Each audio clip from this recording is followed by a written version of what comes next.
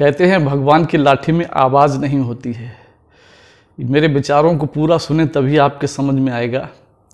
नंदेश्वर जी शतरुद्र संहिता में भोलेनाथ के विचारों को आगे बढ़ाते हैं। कहते हैं, भोलेनाथ कहते हैं कि मैं 28 बार अवतरित हुआ हूँ, ब्राह्मणों की रक्षा करने के लिए 28 बार अवतरित हुआ हूँ।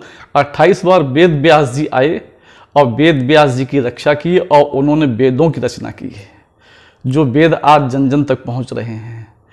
भोलेनाथ आगे कहते हैं कि 28वें बार मैं अंत में कहाँ आया? मैं शमशान भूमि पर आया, जहाँ प्राणियों के शव रखे होते हैं। मैं उन शवों में प्रवेश करता हूँ और निर्णय लेता हूँ।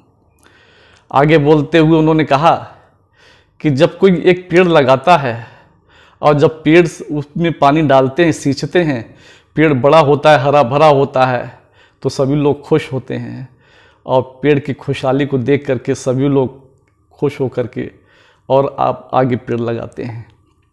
इसी तरह से जब बच्चे खुश होते हैं, माता पिता के सामने जाते हैं, तो भोलेनाथ कहते हैं कि माता पिता उनको देख करके बहुत खुश होते हैं, गदगद हो जाते हैं।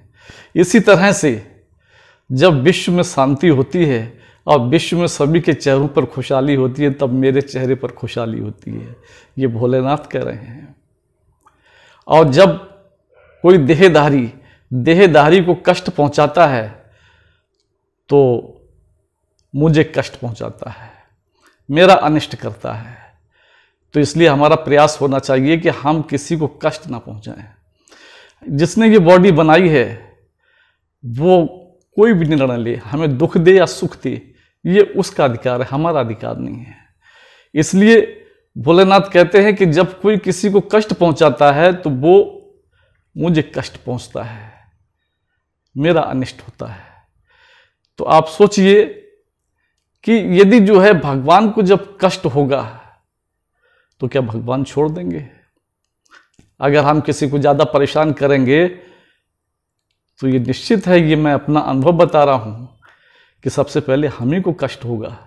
इसलिए भगवान ऐसे व्यक्ति को छोड़ते नहीं हैं। जब कोई किसी के ऊपर कष्ट पहुँचाता है तो भगवान की लाठी में आवाज़ नहीं होती है। तभी कहा है कि भगवान की लाठी में आवाज़ नहीं होती है। भगवान जब कष्ट देते हैं तो सहन करना मुश्किल हो जाता है। हमारे इस संदेश को आप जन जन तक पहुँचाइए। बोलिए आनंद कंद भगवान की जय।